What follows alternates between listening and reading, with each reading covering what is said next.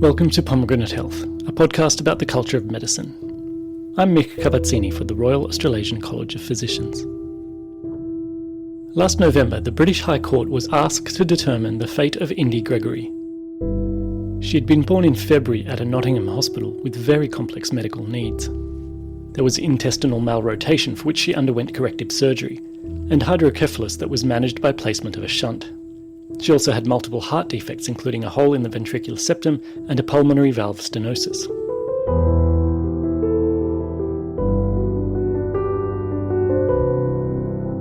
Indi went on to experience respiratory insufficiency and seizures, and was diagnosed in June with combined D2L2 hydroxyglutaric aciduria. This is a rare inherited mitochondrial disease that hobbles brain development and energy production. By 6 months of age, Indi had experienced 8 admissions to intensive care and 3 cardiac arrests requiring CPR.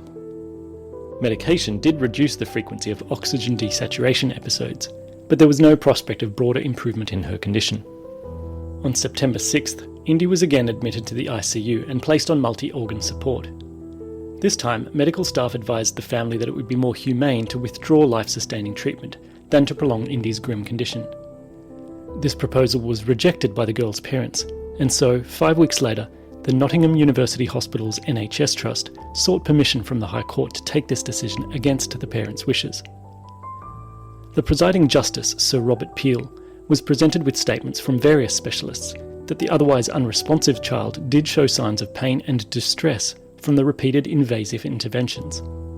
Indi was experiencing fever spikes considered to be consistent with continued brain deterioration, and cardiology teams at 2 neighbouring hospitals testified that the risks of treating her heart defects greatly exceeded any long-term benefit. Justice Peel was convinced that Indi had, quote, reached the limit of what medicine can achieve. He wrote that he had arrived at this conclusion with a heavy heart, but ruled that, quote, having weighed up all the competing considerations, her best interests are served by permitting the trust to withdraw invasive treatment, end quote. Indi's parents wanted to challenge this judgment in the Court of Appeal and the European Court of Human Rights, but both declined to hear the case. Then they sought to have her transferred to a hospital in the Vatican, which had offered ongoing life support and other interventions. But in another hearing on November 2nd, Justice Peel observed that no information had been provided by the Italian hospital as to how a transfer would improve Indi's prognosis or quality of life.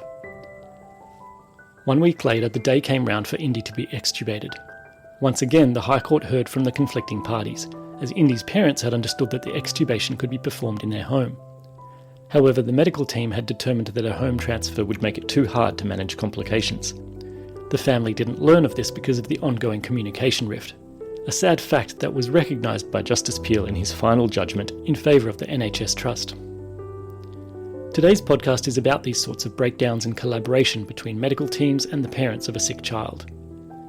Later we'll hear what it's like to experience this from the perspective of clinical staff. But I want to start with a non-medic who was inadvertently drawn into this conflict space through a case from 30 years ago. Sarah Barclay is director of the Medical Mediation Foundation based in London.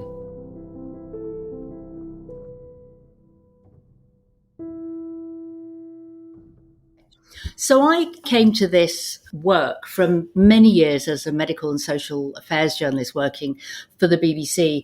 And during that time, I made a lot of films which involved complicated ethical dilemmas. I made films about assisted dying and about the sort of long-term survival for babies who were born extremely prematurely. So all of those involved real complex ideas, ethical dilemmas, and as you can imagine, really high stakes emotions too. Mm.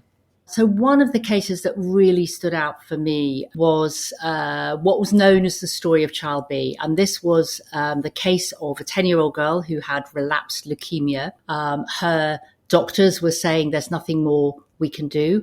And her father questioned the judgment. He took the health authority to court. And what he wanted was for his daughter to have additional treatment, specifically a bone marrow transplant.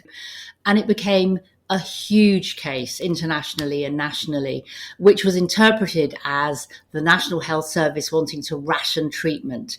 So it became a really big case. And we made a film about her, not knowing whether it would ever be broadcast, because at the time we started to work with the family and the clinical teams, Jamie, as she was known, Child B, was protected by an anonymity order imposed by the court. So when I look back on this case, I started to think, this case was about conflict. And I guess it was the case which ended up taking me to where I am now, starting the Medical Mediation Foundation. One of her doctors, Simon Meller, was the person I started MMF with back in 2010, because there was nobody independent who was coming in there to facilitate those complicated conversations, particularly when relationships had started to break down.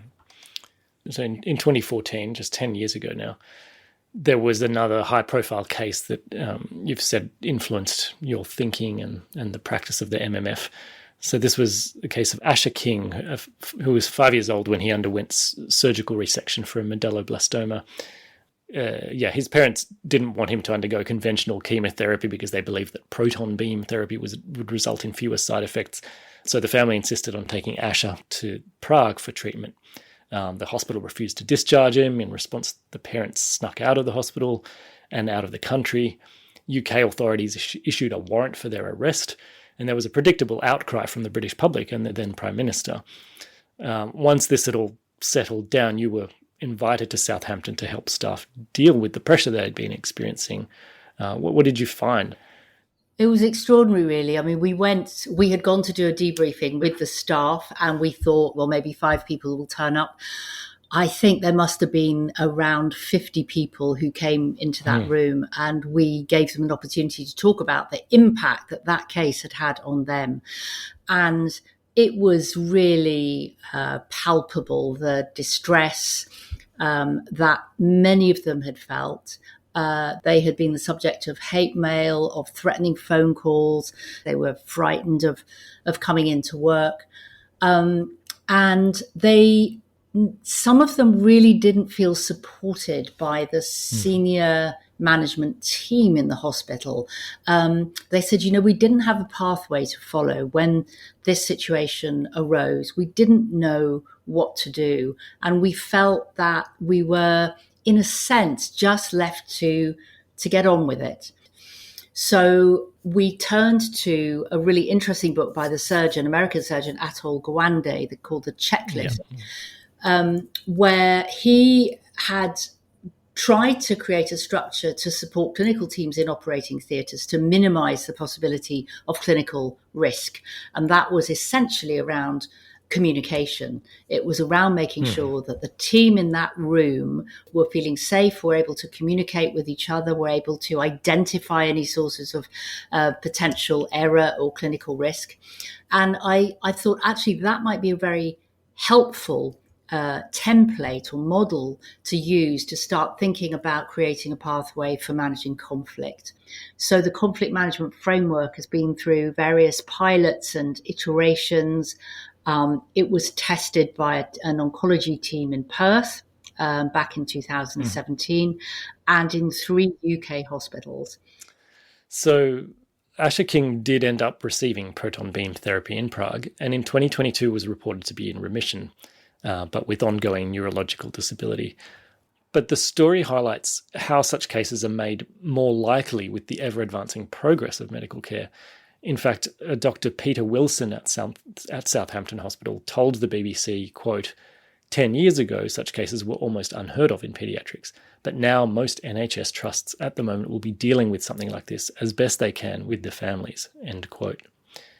Sarah, is that what you've observed as well in all your years working in this space? Yes, I think, when I started and when I was a journalist, there would be one of these difficult cases every few years. Now, certainly the frequency has increased. There have been more cases that have gone to court over the last 6 or 7 years. And there are many cases that, of course, don't end up in the public domain. And I think that's due to a combination of the complexities and advances in medicine and the questions around, whether even if you can do something, whether it's the right thing to do.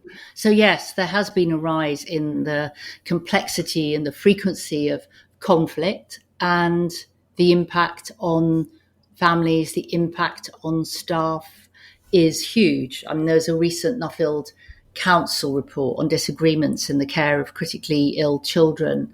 And I think it was something like 66% said that they'd experienced moral distress as a result of their work. 49% said they'd been felt unsafe, either physically or emotionally at work.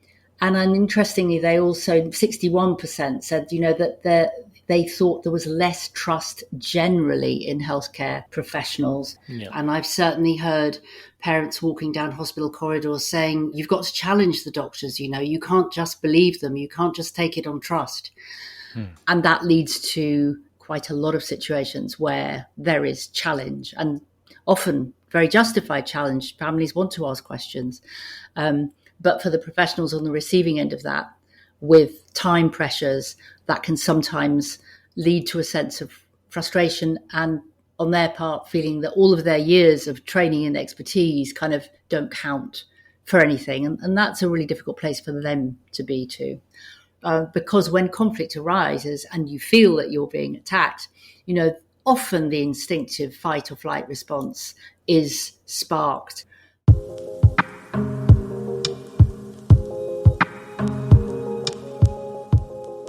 One member of my editorial group is a specialist in clinical genetics. And after hearing this story, she wanted to shine a light on the unique predicament of parents with a child struggling to thrive. She said that where this had been caused by a known gene variant, parents sometimes carry a sense of guilt for having passed it on to their child.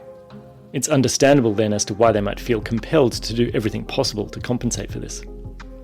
Conversely, she pointed me to some qualitative research showing that parents of very premature babies are typically more optimistic about their prognosis than healthcare staff, and they rate more highly the quality of life of infants with extremely low birth weight or severe disability. The human tragedy of such cases and the courtroom drama has made some of these unfortunate children household names. You've probably heard of Alfie Evans and Charlie Gard. They were born a few months apart in the middle of 2016 in Liverpool and London respectively. Both failed to thrive due to neurodevelopmental disorders, and once again there was a standoff between the parents and the treating staff over the sense in continuing life support. Online groups describing themselves as Alfie's Army and Charlie's Army numbered in the tens of thousands, and these materialised into real crowds outside the hospitals and the courts, who labelled staff as murderers and executioners. Both boys, and Indi Gregory too, became cause célèbre in the political culture wars.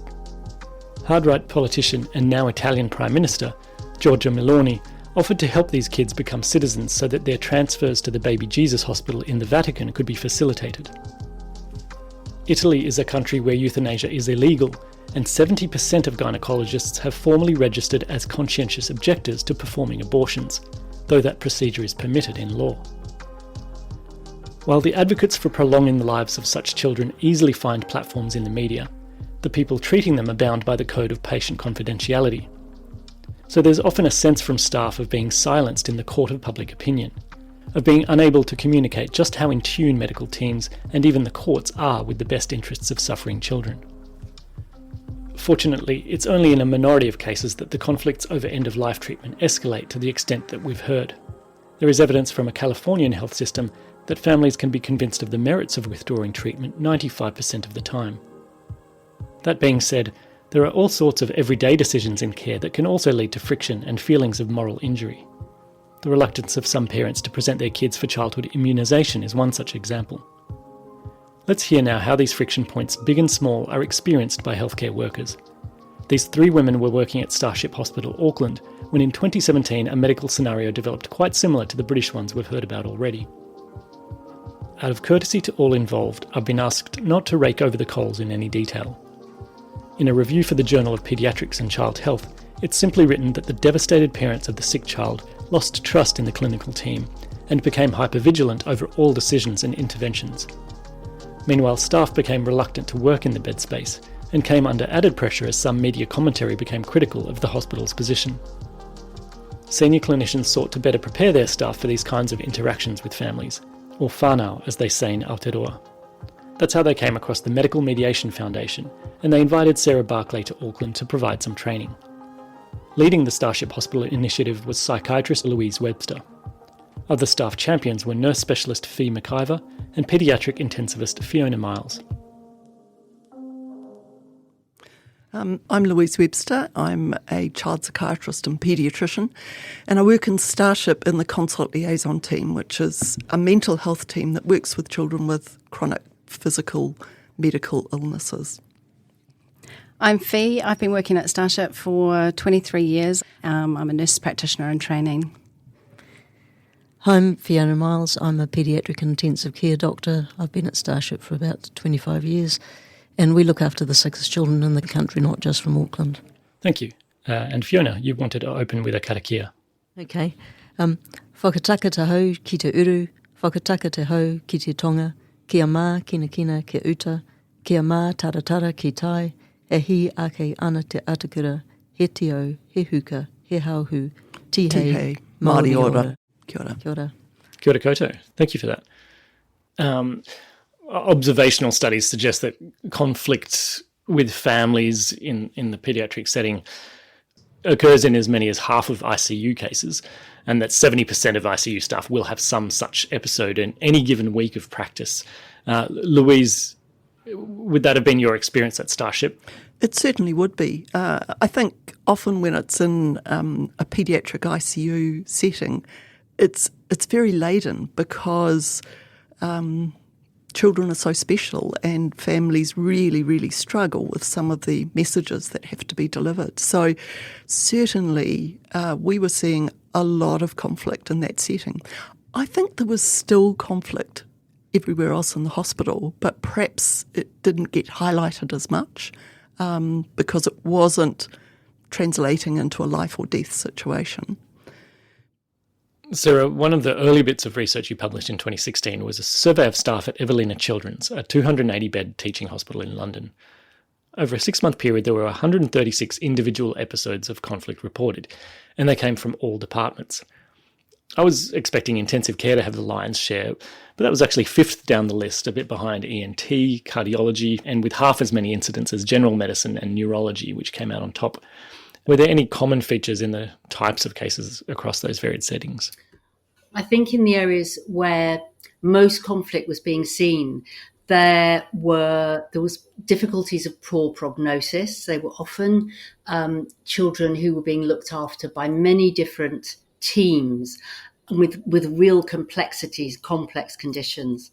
And what came with being looked after by many different teams was often many different kinds of communication, so that families might be getting what they certainly perceived as conflicting messages, perhaps, and that sort of became a recipe for conflict. Yeah, in fact, one consultant told the interviewers, quote, "Children with neurological problems are very difficult to manage. They usually have multi-system and multi-organ problems. They may well have gastroenterology problems, they may have respiratory problems and all sorts of other things.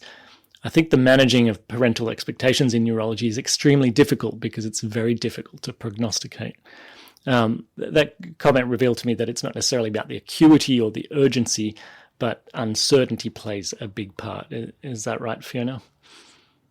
Yes, I definitely agree with that. I think uncertainty is one of the hardest things we ever live with. When you're uncertain about what's going to happen, when you're in an unfamiliar environment, when you don't know the people, you have this huge sense of loss of safety. When a child is sick, you lose your sense of safety in the world. So managing uncertainty is incredibly difficult, and especially when you're not sure when to be worried. And so, even when we know that things are reasonably straightforward, families don't know that. Yeah. Sometimes it's the language we use. Some of our families are from, English isn't their primary language, so they're not necessarily understanding nuances of language in different ways. So sometimes one of our jobs as intensive care doctors is to be very direct and very clear about what is happening. Things like using the word death rather than passing away. So it's really important for us to be really honest about what we know and what we don't know. But our most important role in this is to actually really listen to the families, to hear what their concerns are. Staff make assumptions. We react to how people are, to their behaviour, rather than actually seeing their reactions as a sign of grief or fear. Yeah. In Sarah's study, the conflicts were pooled into 3 tiers. About a third of the episodes were categorised as low intensity, meaning that they were simple disagreements that slow a ward round down a bit, but they could be resolved when some explanation was given. Almost half the episodes were rated as moderate intensity, and one consultant described the impact like this, quote, "You can have families who take an hour of the ward round time every day, and then another member of the family comes along, and you have to go through the whole thing again. Lots and lots of explaining, lots and lots of questioning about why things are being done. The child gets the treatment and eventually everything moves forward, but it's extremely demanding," end quote. Louise, tell me what the difference then is when things step up to what's rated as a high-intensity encounter, and these made up 17% of Sarah's cases. It's really interesting. I think one of the things that really marks it out is that the difficulties and the behaviours get to a level that as staff we can no longer pretend that it's not happening. So sometimes it's not so much that the conflict has necessarily gotten worse, but it has gotten to a point where we can't deny it. But generally at the point that it's really severe, that's the point where the child's treatment is being significantly compromised, where everyone is really polarised, the staff on one side, the family on the other side. And you're also starting to get threats. So you're starting to get perhaps families threatening violence or threatening career consequences or threatening to go to social media, threatening to go to the complaints system. And staff sometimes also giving information in a way that might be perceived by the family as being threats, so threats that social services might be involved, discussion of involving the High Court. So I think both parties are feeling threatened. And it sounds like the contest itself becomes the focus, yes, rather than the question of treatment necessarily. And some of the conflicts described in the Evelina survey could occupy a house officer and a consultant for half a day. When all of these incidents were added up, they amounted up to 19 staff hours a week. As one consultant paediatrician put it, quote, "It distracts attention from what should really be our clinical priority, which is looking after the seriously ill children. It has inappropriate demand and drain on the team, out of proportion to necessarily the medical issues of that particular child." Fee, is that the feeling among nursing staff as well, that there are other more needy patients missing out on your attention? Yeah, I think that it's really difficult for nurses and people like allied health staff who are at the face of this and with the patients for long periods of time. I think 19 hours a week could probably be even expanded for some of the more complex cases in the hospital. Wow. Certainly that's my experience. I think the role of the nurse specialist can help with that and take some of the load off registered nurses and also consultants, registrars, but it certainly takes away from the patient care, because you're just taking staff into a place of conflict, but also I think what you need to acknowledge is the emotion that comes with that as well on the staff. So if you've got conflict and you're having to work around that and deal with that, you've also got emotions, and that can end up also costing time for the staff while they de-escalate themselves and deal with their own emotions. So I think it's definitely taxing. And do you feel that nursing staff often take the brunt of things when they boil over? I think by default, because nursing staff are in the room more. I mean, in the intensive care environment, that's 12 hours at one bed space. And that could be 3 times a week and 3 days in a row. So I wouldn't say that doctors don't feel it. Definitely junior doctors are there as well, and they're experiencing that as well. Allied health, again, physios and OT also would have to acknowledge play specialists in that, because they often pick up on things before anybody else. They're with the patients a lot more than any of us, I think, in the wards.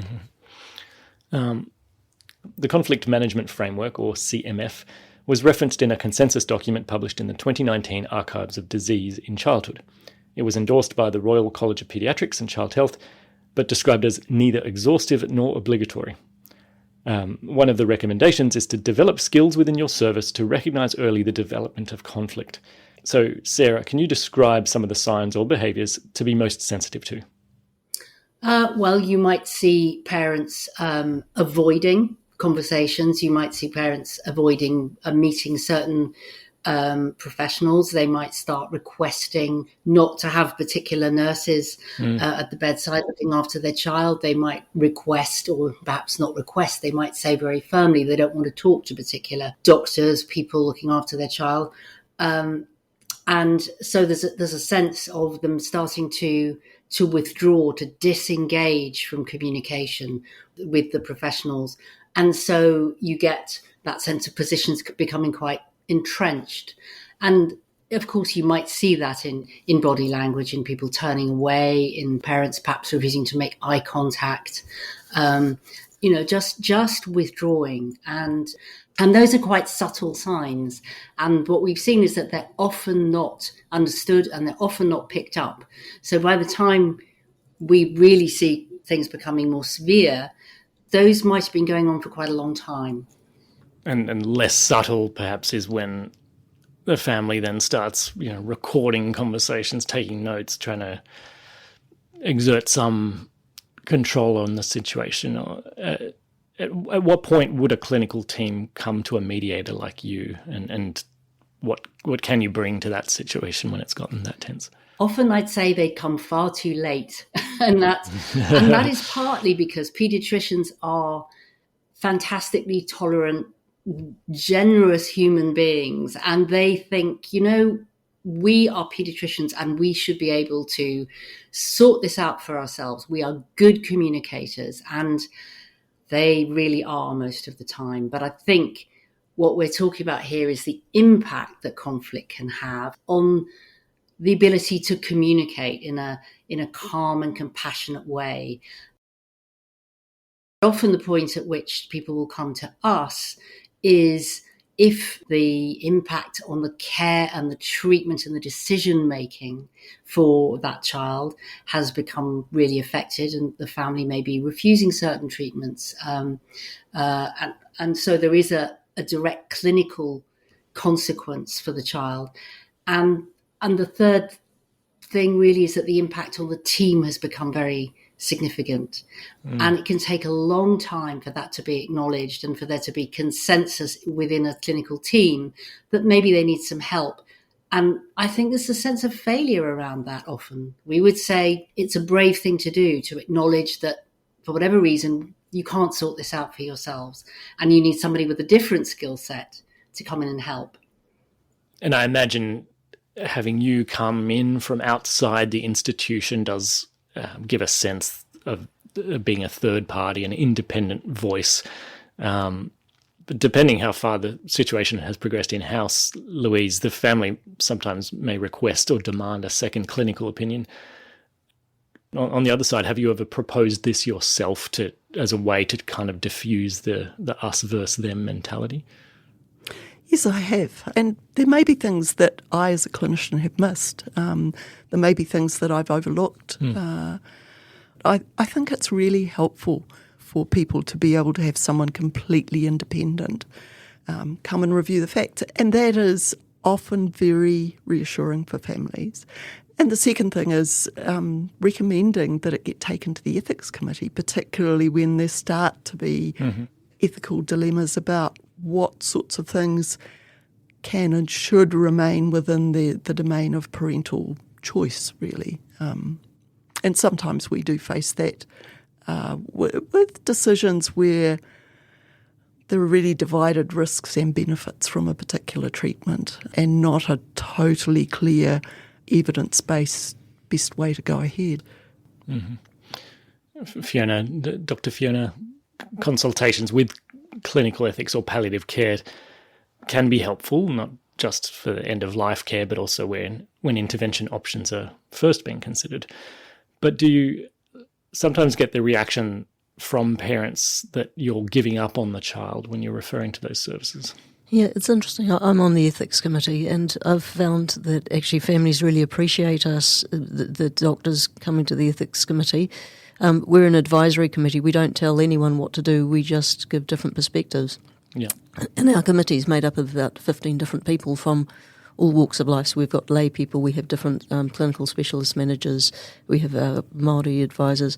So when people come to the committee, they present a case and we ask them lots of questions. And as they're asking the questions and you see them come to their own realisation of a broader view, we invite the families to send a letter and we're happy to meet with members of the families.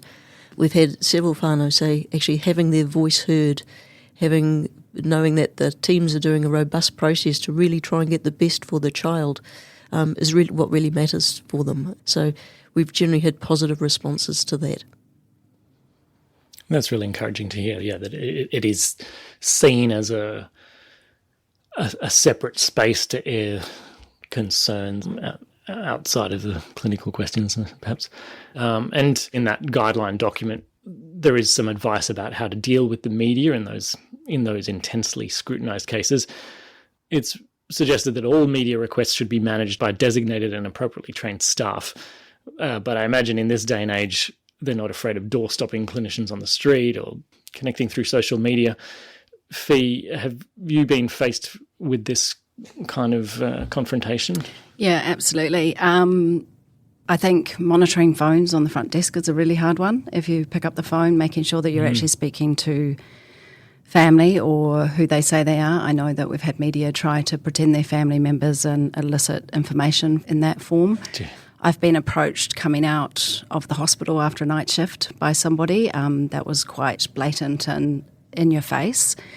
And then I remember being at a barbecue, quite a big barbecue, and somebody introducing themselves and making small talk, and then a couple of questions they asked me red flagged, and I realised that they were actually a reporter and they had taken the opportunity to try and elicit information from me. And I mean, that was just opportunistic from them, but you just can't let your guard down. Like, you're out and about, and if there's a high profile case, you don't want to make those slip-ups.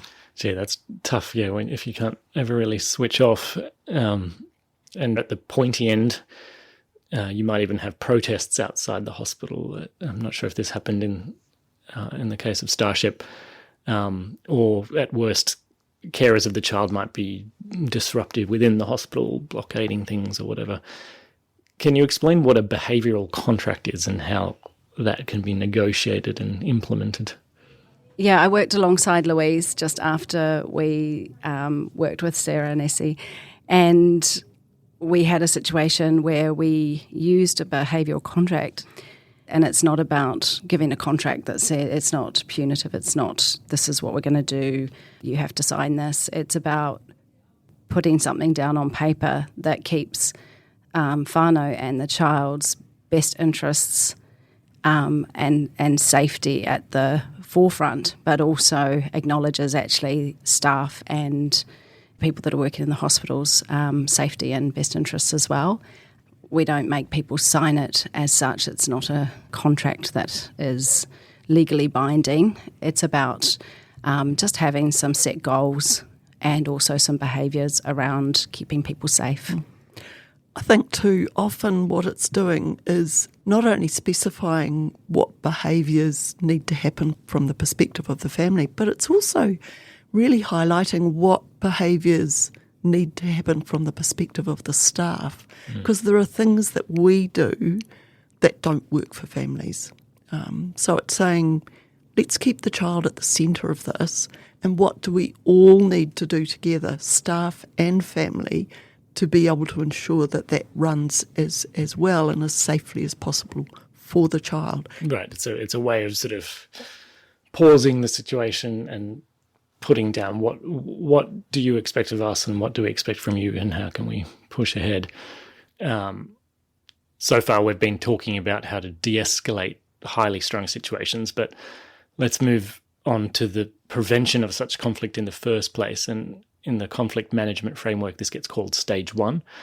Sarah, when Louise called you into Starship for more in-depth training of its staff, 150 staff, what did this training look like? When we first came to Starship, literally just before the pandemic, what we were doing was whole days of training with the staff, introducing them to what we call the conflict pathway, which is a kind of green, amber, red traffic light pathway with those early warning signs in, and then picking the potential triggers for conflict from the family's perspective, the professional's perspective. So, for example, what we found in our original research was that language was critical, and the wrong word at the wrong place at the wrong time might begin to spark conflict with the family. And that might be anything from getting the gender of the child wrong to calling a parent mum, which for some people goes down really badly, for using complicated medical jargon. For example, in intensive care, describing a child as stable, which might be clinically correct on a particular day, but for a parent might land really badly because they'll be sitting there thinking, my child is really sick, they're in intensive care. And on the ward round, they've just said they're stable. So language and being really sensitive to the impact of language was key. And my colleague Essie Menson isn't here this evening, but she was a consultant paediatrician at the Evelina when I met her, and does this work full time and has been involved in the Starship journey right from the start. So, I think none of this could have happened without her expertise and what she brought to this as a doctor and all of her learning. Mm-hmm. And in that, going back to that survey from Evelina Hospital, the three most common causes of conflict were communication breakdown, disagreements about treatment, and unrealistic expectations. Indeed, one of the first recommendations is to avoid giving families unrealistic expectations about clinical outcome. Fiona, is that a common temptation to skirt around poor prognosis or dress it up in clinical language, perhaps? Yes, I think it's a real challenge to give really complex news to families, and giving news about a poor prognosis is really hard. We live in uncertainty. We don't know what will happen, so we can only say what we think might happen. And there is a real temptation to, when you're faced with family, to want to give them good news. And so sometimes the language we use, the jargon, the mixed messages from different teams will actually create more uncertainty. The difficulty is when you have different teams who have different perspectives, which is obviously one of our strengths. We need all our different teams to come in with their strengths. But sometimes we have what I call Eeyore Tigger conversations, where one of the teams will come and say, it's all lovely today, and we'll say, well, it'll probably rain. And what we need to do is to help families understand why we have different perspectives, but to say what we are clear about, what we are not clear about, so they have a shared understanding with us. And we need to do that in a way that a family is ready to hear, and all families are different. Mm-hmm. The complex cases that might have a whole multidisciplinary team attending to them who aren't necessarily all on the same page, all on the complete page. The CMF guideline addresses this with advice to, quote, ensure that different clinical staff are not giving conflicting information to parents, that they're informed and understand the rationale for any changes to treatment plans. Louise, what's the best way to coordinate a big team and make sure that they're giving consistent information? It's a real challenge. It's a real challenge, particularly in a tertiary hospital setting where children with medical complexity will have a number of different subspecialty teams involved. And each of those teams is very, very expert in the organ system that's their bread and butter, stock and trade, and very keen to contribute their expertise and wisdom. But for the family stuck in the middle of this, it's really difficult. So one of the challenges, I think, is to make sure that there is one team that is the primary team, and that any messaging is given via that team if at all possible. So instead of each working in isolation and delivering separate messages to the family, making sure that the teams have an agreed on consensus, so that is the kind of guiding opinion about what's going on with the child. And then I think having really regular meetings with the family that have the primary team, and you want the bedside nurse there, because families go out of these meetings often when they've heard difficult news and they process it with the person they're then is at their child's bedside. So it's really hard for them if they've been in a high-level meeting and then they go back and the bedside nurse has no idea what they're talking about. Fee, Did nurses often feel left out of those big clinical conversations, or are the staff at Starship impeccable now that they've been through Sarah's training? Wouldn't we love to be impeccable? Yes, I think that nurses do feel quite disconnected from what's happening, and it's a really important part that we bring them in. Now, it's unrealistic in times of nursing shortages to expect the nurses to be able to come to all those meetings. So that's where, again, a nurse specialist should be in the room as a minimum, but making sure that documentation is there for the nighttime nurses or over the weekend, and that people actually know what's happening is really important. But mostly, actually going to the people on the floor before the meeting starts and getting some feedback about what's happening, I think is essential, and that's what's often missed out. Sarah's already touched on this, the importance of letting the family speak about their past experiences that may have influenced their current behaviour. Maybe they know someone who was harmed in a similar intervention previously. Maybe they were treated rudely by health services in the past and have a certain cynicism. Maybe they have certain religious beliefs that influence their views on treatment. Fiona, in the review that you wrote up on the Starship experience, you quoted a staff member who said that listening to such an experience from a mother, quote, changed how we approached the mother when we knew her story. It changed the dynamics of the whole shift. Can you expand on the change in the staff? What had they heard that changed their behaviour, and how they were able to cut a bit more slack? Yes.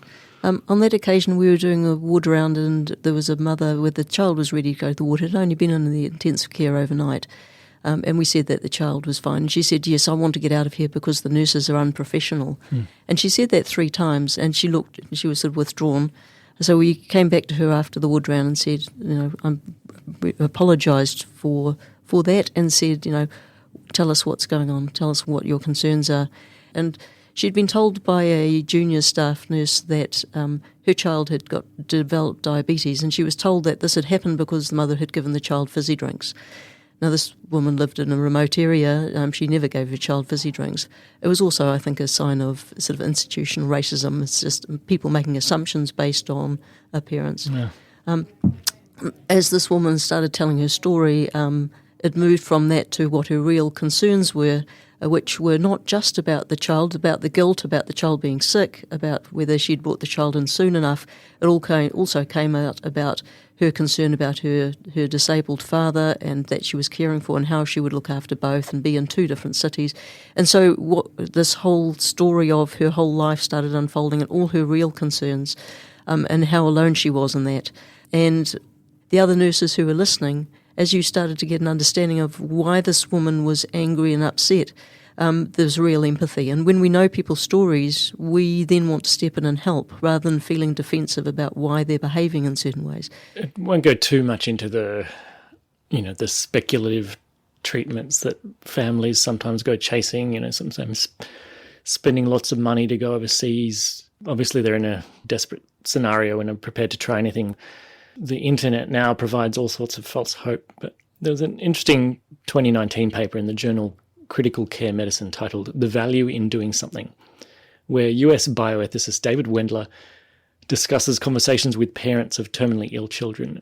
And he found that they weren't usually so deluded by the prospects of success from some experimental treatment, but it did give them a sense of agency, that they weren't just being passive victims to the illness, or that they were doing everything that they could to show their commitment to the child.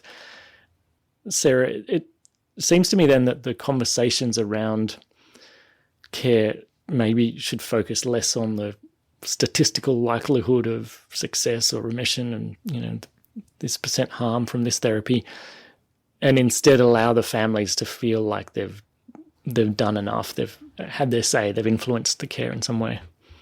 I think all the research out there will say that parents feel it is their duty to advocate for their child. And as one great researcher, Myra Blueborn-Langer, says, when she researched and worked with families whose children had relapsed after very severe cancers, they talked about leaving no stone unturned. I think it's become even harder for families in the last few years, particularly with social media, particularly with the huge range of information that they can access on the internet. It's almost left them feeling that unless they become quasi-medical researchers themselves, they're not being good enough parents. Yeah. And I think that has produced a situation where often that has led to conflict, because that's what parents are feeling they should do. And let's finish with some consumer feedback if we can. I think you've got a letter from a family that came back to you. Yeah, I do. So this is actually using those skills after learning them and seeing the result of that. And they were those really basic skills of listening and just noticing red flags. It wasn't a huge escalation of conflict, but it was picking it up early. And this family had been transferred from another hospital. Mother was very quiet in the corner, but she kept repeating something very quietly, and staff picked up on it, explored it, and it turned out to be incredibly significant and resulted in the child having a very big change in care anyway. Afterwards, she wrote into us and said, "It was hard for me to focus while being super worried about advocating for my baby and feeling so overwhelmed. That changed when the team came and spoke with me. I felt listened to, and I felt that things that I was worried about were finally addressed, and a sense of relief that my baby was going to be taken care of." And I think that sums up why this is really important. Yeah, relief. It doesn't necessarily mean that everything's been answered, but it's a sense of being cared for. Are there any final comments that anyone would like to add? We'd like to close with a karakia if we can, having opened with one. Of course.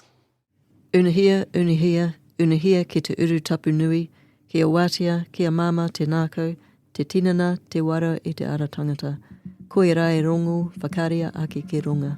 Kia tina, tina, hui e, tai ki e.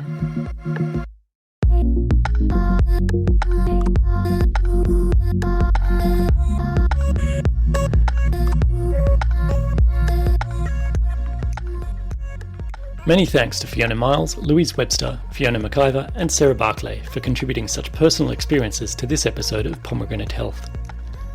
I've provided links to the conflict management framework and all the other literature discussed in this story at our website racp.edu.au/podcast. There's even a complete transcript available there and a comments section where you can continue the conversation. You'll also find a list of the physicians who kindly reviewed early drafts of this podcast. I want to thank all of them sincerely and to share a couple of additional thoughts from the paediatrician whose own experiences provided the seed for this podcast. He told me that he has occasionally had to challenge people video recording everything on the ward, but for the most part he's able to build trust with families by having complete transparency. That's to say, sharing with them copies of every test and report, and even giving them his own work phone number. This has only once led to intrusive calls, while most families are reassured when he keeps his word and provides regular updates. Another useful practice is to build up to confronting or complex conversations by laying the framework over a few preceding encounters. If you found this podcast useful, please share it around with colleagues and feel welcome to send any ideas for future stories my way by using the address podcast@racp.edu.au. It's really helpful to hear who's listening and how we can make the show better. This podcast was produced on the lands that raised countless generations of Gadigal people. I pay respect to their elders past and present. I'm Mick Kabazzini. Thanks for listening.